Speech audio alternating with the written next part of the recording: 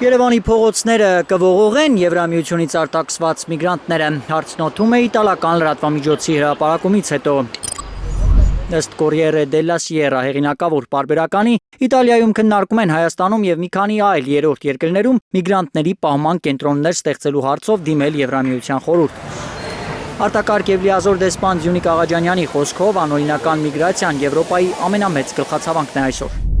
Մշտապես այն սուր հարցերից մեկն է, որը իրենց օրակարգում է եւ գնալով ավելի է սրվում ոչ միայն սոցիալական շերտավորումների պատճառով, այլև ծագող կրոնական խնդիրների պատճառով։ Միգրացիոն ճգնաժամը թեթևացնելու համար Իտալիան 2024-ին այդպիսի կենտրոն է ստեղծել Ալբանիայում։ Հենց այդ ալբանական մոդելի հնարավոր կիրառման մասին է գրում իտալական պարբերականը։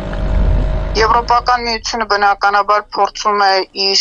միգրանտների բեռը որոշակիորեն թեթևացնել եւ այդ բեռը բարթել այլ երկրների ուսին, որոնք ինչ քաղաքական նկատառումներից ելնելով չեն ուզում մերժած լինել։ Ըստ իտալական աղբյուրի, այդ երկրի ներքին գործերի նախարարությունը հիմնականում աֆրիկյան պետություններ է դիտարկում որպես միգրանտների պահման կենտրոնների հնարավոր հասցեներ, բայց ցանկում կան նաև Չեռնոգորիայի, Ուզբեկստանի ու Հայաստանի անունները։ Դեսպան Աղաջանյանը անընդունելի է անվանում մեր երկրի այսպես կոչված թեկնածությունը։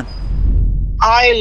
ազգային ծագմամբ եւ հատկապես կրոնական պատկանելությամբ մարդկանց արտաքսման պարագայում բնականաբար Հայաստանը չի կարող դիտարկվել, հաշվի առնելով մեր փոքր երկիր լինելու հանգամանքը եւ ժողովրդագրական պատկերը եւ խիստ խոցելի խնդիրները, որոնք մենք ունենք։ Հայաստանի արտգործնախարարությունը նախորդին վստահեցրել էր, որ մեր երկրի մասով նման տեղեկություն հայտնի չէ։ Այսօր գերատեսչության խոսնակը Հայլուրին ասել է, թե Հայաստանին նման առաջարկ չի արվել ու չի քննարկվել։ Իշխանությունները մենք տեղյակ չենք ձևակերպումով են ասում, դա ենթադրել է տալիս, որ նման հարցերի քննարկմանը իրենք մասնակցում են։ Փաշինյանի իշխանության գործելավոճն է Աղաջանյանին ստիպում կասկածել, որ պաշտոնական հերքումը արժանահավատ չէ եւ կուլիսներում եվրոպացիների հետ ինչ-որ պայմանավորվածություններ կարող են լինել։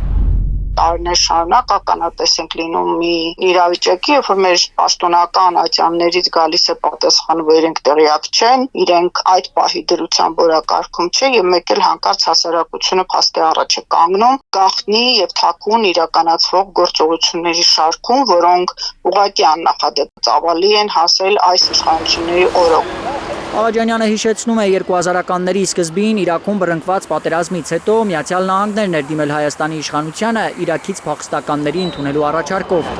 Երևանը կտրուկ մերժել էր Վաշինգտոնին։ Ալբերտ Սերոփյան, Հենրիկ Համազասպյան, Արմեն Ապրեսյան, Հայլուր։